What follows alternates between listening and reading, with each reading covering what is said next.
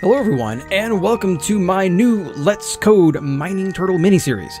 I'm going to be coding a mining turtle, and I thought I would bring you all along for the ride. I am by no means an expert programmer, but I am certainly willing to teach you what I know, so if you are an intermediate to advanced programmer, this is probably not the video for you. I'm going to be using the Minecraft pack 8.3.2, which is the Turtle OS 1.5.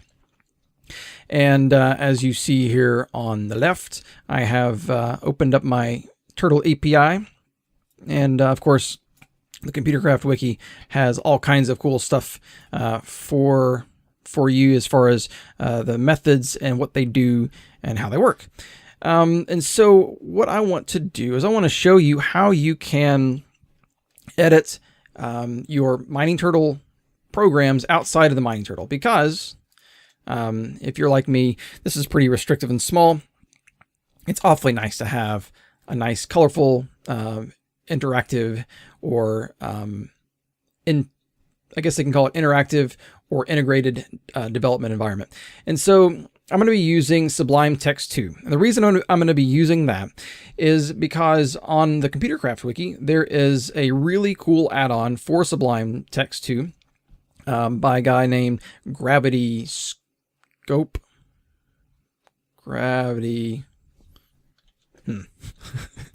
What is your name? Gravity Score. Here it is. I'll link to it in the description. You can check it out. And it shows you how to install it. And what it does is it gives you syntax highlighting and IntelliSense or code completion for the Computercraft operating system, which includes the mining turtle. And so what we're going to do, I'm going to show you how this works. In your FTB folder where you have your, I'm pointing with my finger, also with my mouse. Up here you see, this is your FTB folder. This is where your mod is, whichever pack you're using. Minecraft saves your world. And then there's a folder called computer. In that folder, there will be, that's going to be where your code is stored. So let's give this guy a name, label set, code turtle. Now, if we were to say, write a program. So, okay, as sort of a side note, we're going to wrap back into this in a moment. But what I want to do is program you and I together, show you what I know by developing a program.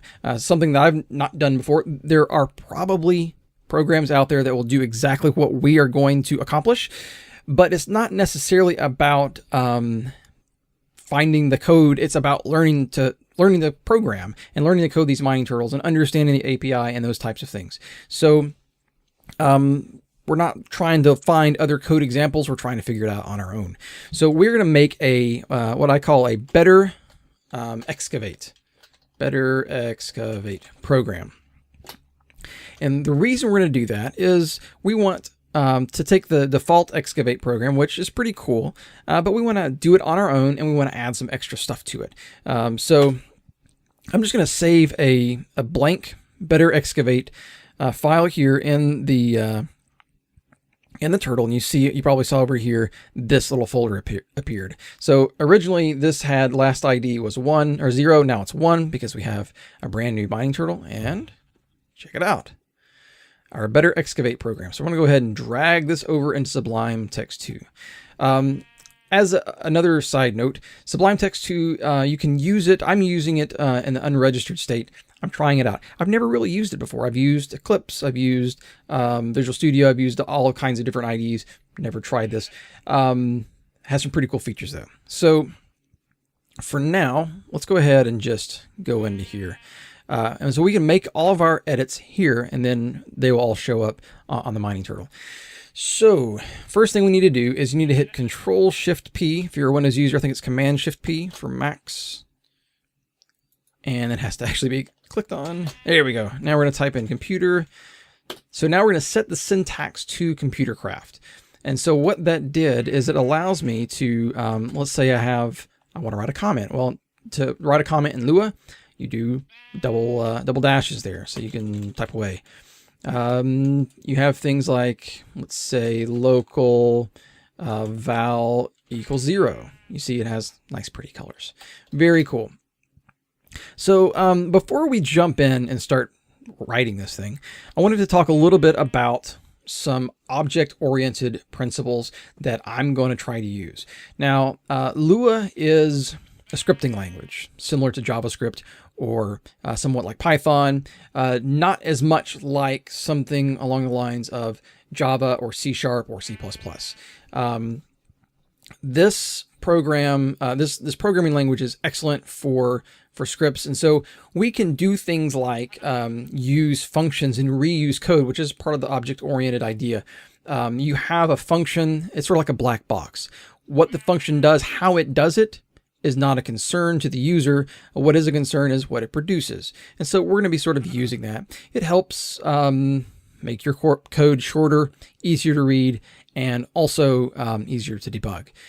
And so we'll try to use some of those ideas. We're also going to be using encapsulation ideas, which encapsulation is a little bit more of a, when you do it and use it, it makes more sense. Encapsulation matters more when you do something wrong and it breaks and you don't know why. And it helps understand encapsulation. So we'll hopefully go over some of those rules. I'm not going to give a full, this is not a computer programming 101. This is just how to get by, how to make it, write your first little program for the mining turtle. So let's think about what we want to do before we just start writing code. What is it exactly that we want this thing to do? Obviously, we want it to dig. We want it to be able to check its fuel because it needs to know when to come back to refuel. It needs to be able to track itself. Let's see. It needs to be able to check inventory. So what would you say? We'll say track position. Yeah, position. And someday I'll learn to spell. And then we track inventory. Okay, that'll just get us started. So these are sort of the ideas that we want to do, and I'm going to go ahead and rough in some functions for these guys. You don't have to do it this way, but it helps me to sort of see where I am. It helps me know how much further I got to go too. Okay, so we'll just call this guy check fuel. Now you'll notice I use a naming conventions called camel case. It's common in Java, which is actually my first language that I ever wrote anything in. And so what that means is camel case, in general, you start off with a lowercase letter. You keep it together, those spaces, and everything in between, every word in between is capitalized. So if I were to say, it is a good day, that's what it looked like. And so I'm going to use that. I'm also going to make I'll probably use longer variable names instead of like shortened or abbreviated variable names, and that helps me. It's sort of self-commenting code. It helps me know where I'm at and what I'm doing and which variable I should use. So, okay, let's finish doing this. Track position. And that. And function. Track inventory. At any time when we're using these things, we can say, you know what, this is a dumb name. I'm going to go back and change it. So one of the processes that we're going to go through in this video series is something called refactoring. What that means is we're going to write for a while. We're going to test it and see how it's working, and then we're going to go and think to ourselves, hey, can we say this? Can we write the code in a more succinct way? Is there a better way to write it? Is there a better way to go about it? Something that uses less looping or less Boolean flags, that kind of thing. If all of that is Greek to you, just follow along and we'll hopefully sort of explain it by showing it to you. So the first thing I want to do is talk about the dig. So let's go back. Let's look at the API over here real quick. There's a whole lot of nice things here. You have your movement functions here, your movement methods, attacking, digging, placing, detecting. all kinds of cool stuff. I'm going to assume that we're going to be starting at the surface. And I'm also going to assume we're not going to worry about fuel just yet. So we're just going to think about digging solely. So let's say you've placed your chest down. You've placed the mining turtle right in front. And now we want it to dig a certain size. So, that makes me remember. Let's declare a size variable. So what this did, this is a declaration. Or assignment. We have assigned the value of 0 to the variable size. So now we can use this anywhere in any of these functions. And let me show you something. If I went here and I said size equal 10, and then I would go down here and call that function.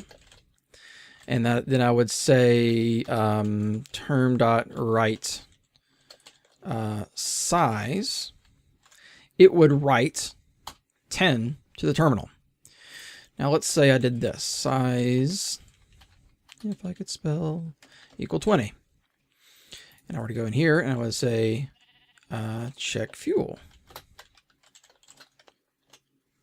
Right?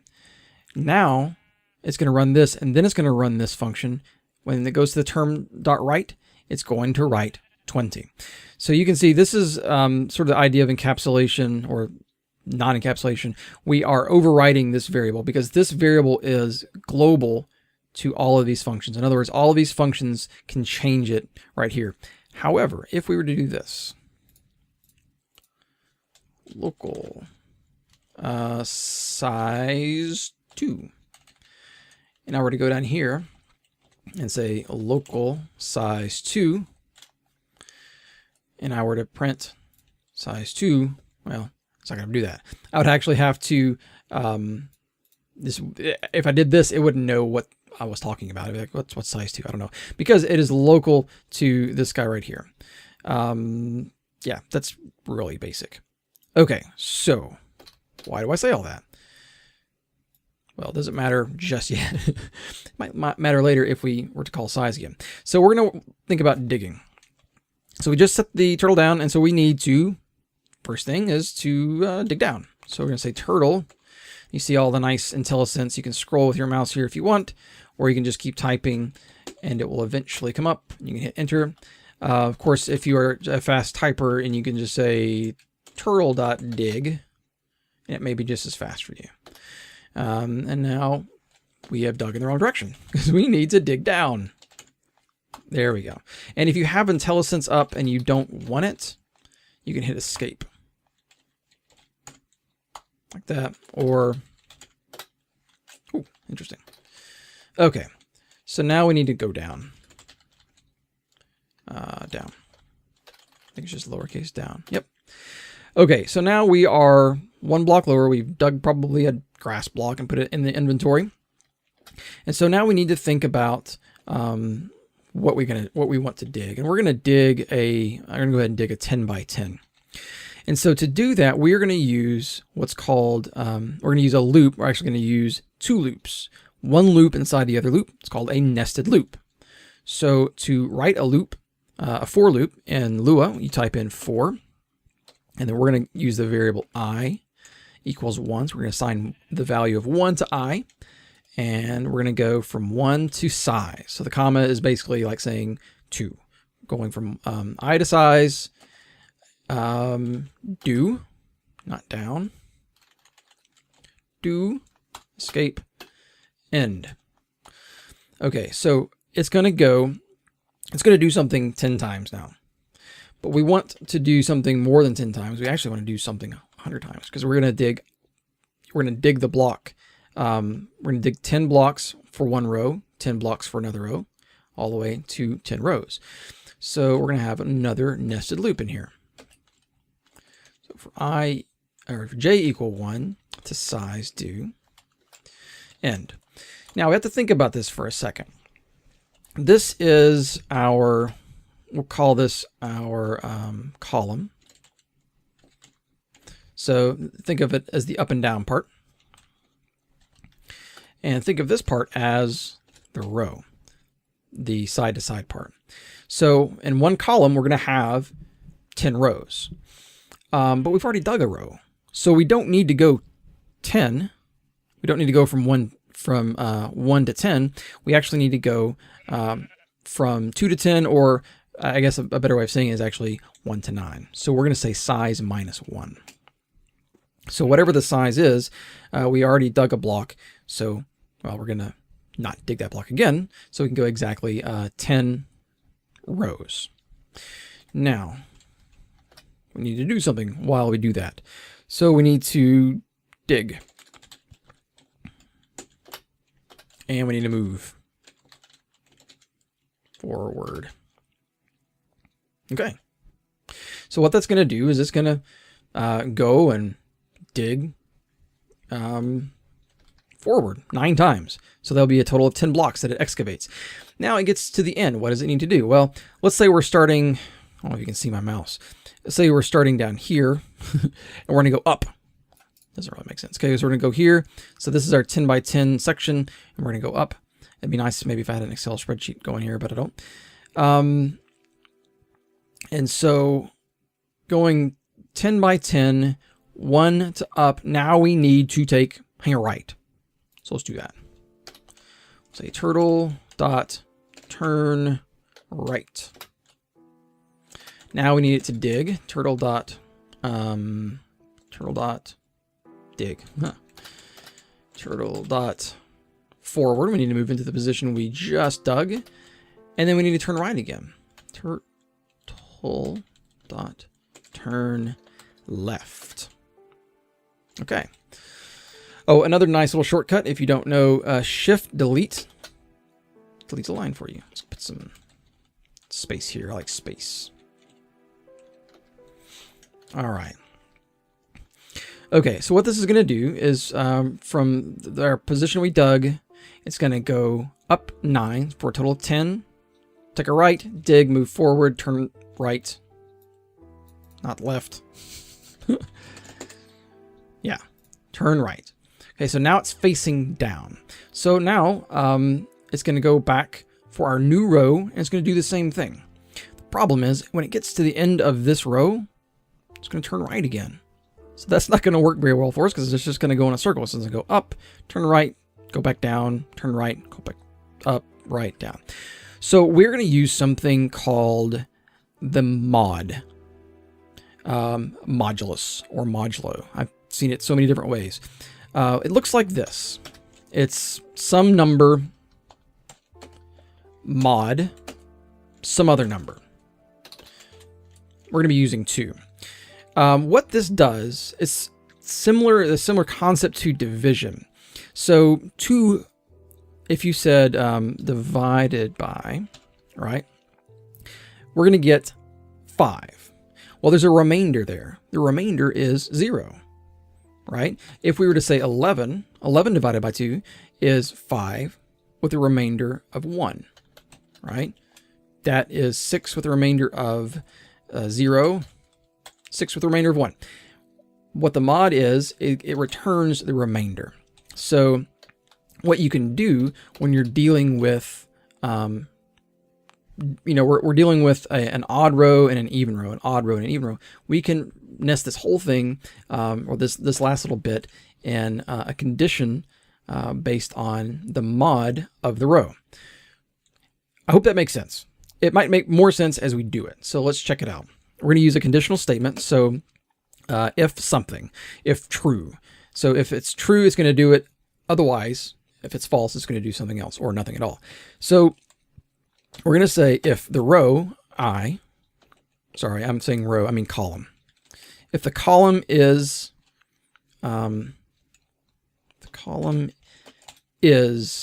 odd. So if you divide the column by something and it gives you a remainder of 1. So if this, there we go. If this section right here, if this little math function gives you a remainder of 1, that means you're on an odd row. So then we're going to highlight these 4 lines of code, and hit tab. I'll move it over for us. Oops. End. Okay.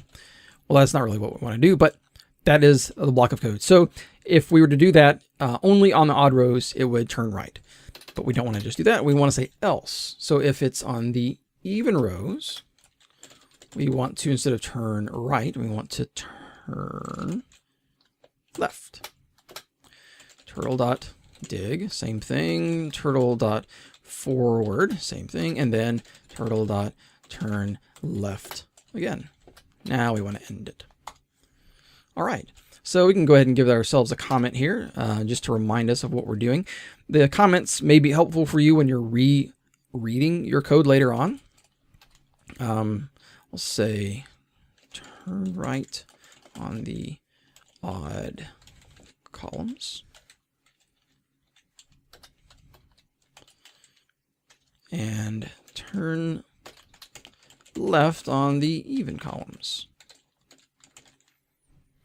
And that's pretty much it. As a matter of fact, we can actually just do this like that. Nope. Uh-oh. Oh, yeah. So the control, that's actually a cut. Okay. So, yeah. So the shift delete is actually a way of cutting, and that's fine. And for, did I hit the wrong button? Yeah, I did. Just for it to look similar. You can put them either way, and it's still gonna, the program will actually ignore this. So let's go ahead and save this, and let's test it out and see how it works. Let's go ahead and get into the screen, exit, and let's look at it, see if it took all the changes, which it should have. betterExcavate. Yep, there it is. So let's exit. And let's get some fuel. Coal. A lot of coal. I'll type in refuel all. Yeah, it doesn't like that. There we go. Okay, excellent. So now, let's see if it works. Excavate. Oh, haha. So, you can write all the functions you want to, but if you don't call the function, it will never work. You actually have to call the function. So, after you've defined the function, you call it here anywhere in the code, and it will do it.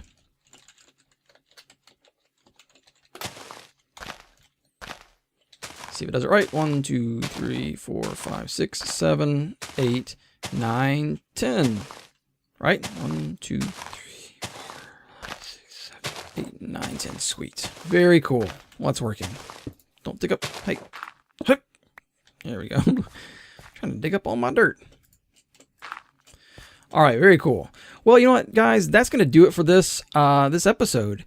I hope that you have learned something, enjoyed it. And if you have any questions, if something was unclear, feel free to leave that in the comments. I want this to be interactive. I want you guys to ask questions and let me know what you think. And our next episode will be... Rain? For real? Our next episode, we will continue making our cool program, our betterExcavate program. And I think it's coming along pretty well. So anyways, guys, I hope you enjoyed it, and I will see you all again next time.